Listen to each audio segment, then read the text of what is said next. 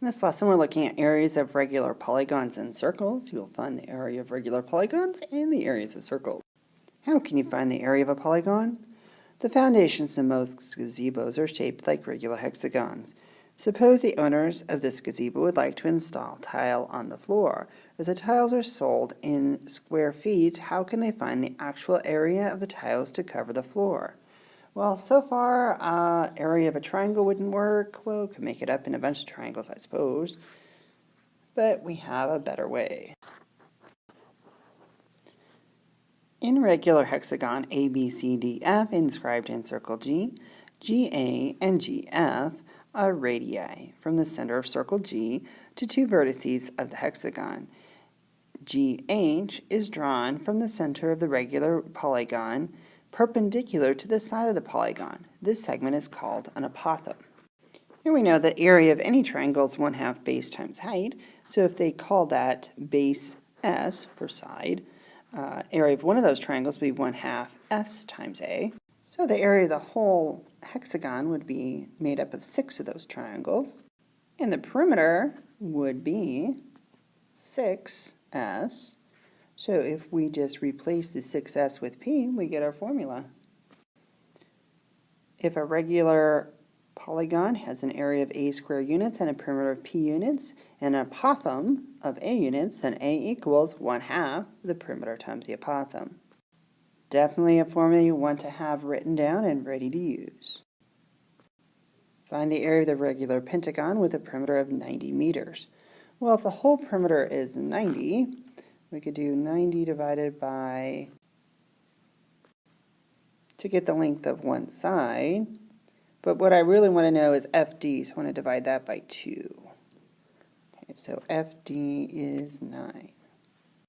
Now, I know the whole perimeter. What I need to find is the apothem. So by finding FD, I found a leg of a right triangle. And we know there's 360 degrees all the way around. So if we take 360 divided by 5, so this would make 5 of those little triangles for our central angle. We get 72 divided by 2 is 36. So that angle up there at G is 36 degrees. So I know the side opposite my angle, and I know I want to find the side adjacent, so the ratio of opposite to adjacent is tangent. So we do tangent of 36, and of course we're in degrees, equals opposite over adjacent is what we're trying to find. I'm going to call it A for apothem. I'm going to have to multiply.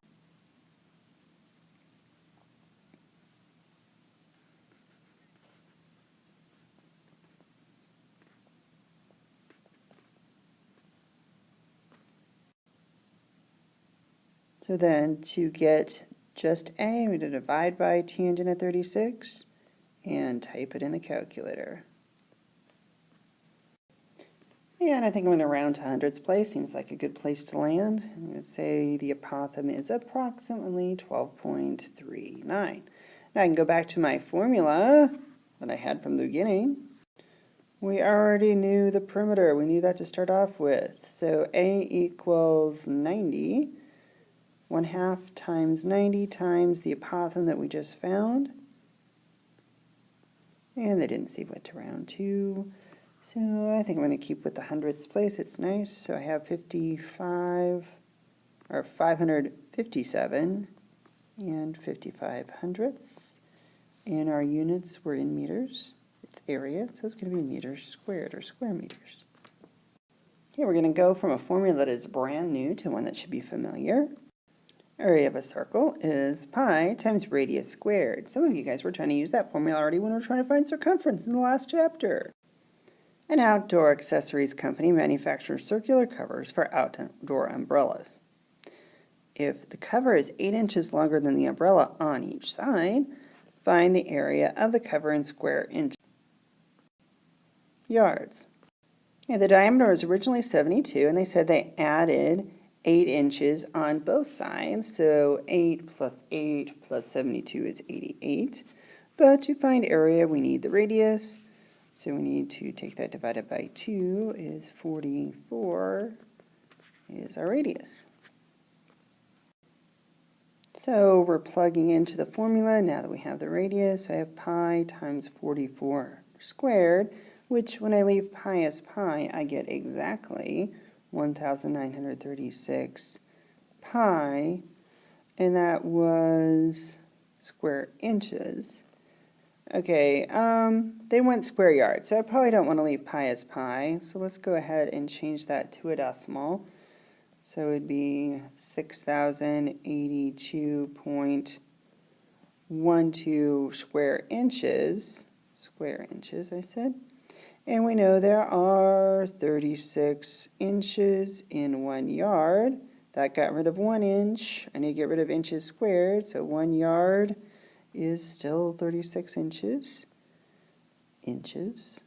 So on my calculator, I'm going to take the number that's already on there, and I'm going to divide it by 36 twice. And when I do that, I get about 4.6.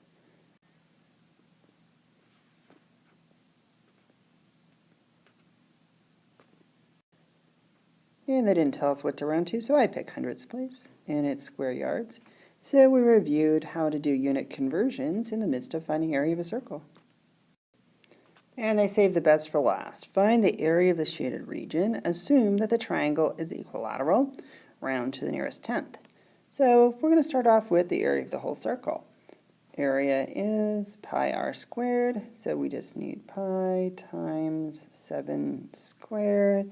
And we typed that in the calculator. It said round to the nearest tenth. And I typed in 49 pi using the pi button on my calculator, and it gave me 153.9.